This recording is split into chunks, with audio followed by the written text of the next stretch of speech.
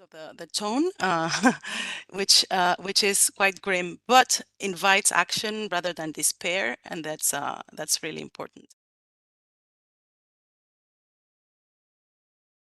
So first, the finding that you presented, that democratic declines have been concentrated mostly in these two areas of representation and rights.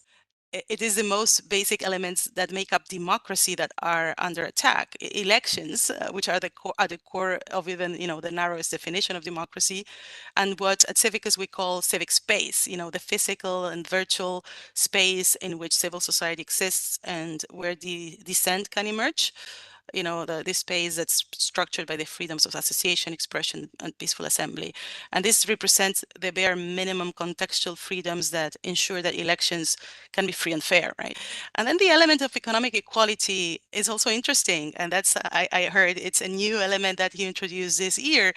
It also takes us back to the philosophical basics, I would say, to Rousseau's fundamental intuition about political autonomy, which requires, at the very least, that no citizen is poor enough to be forced to sell themselves.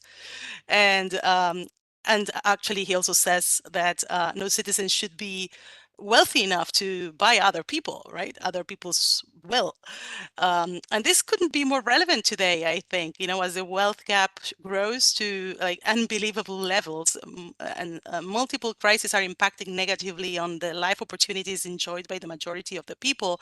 And there are individuals who, because of their wealth, hold more power than many of the world's countries' leaders. So these economic and social processes obviously have tremendous political consequences. The other element that stood out for me is a focus on the credibility of elections, the relationship between electoral integrity, which can be sort of objectively assessed, and then credibility, which depends on subjective factors. That was really enlightening to me. I think legitimacy requires both.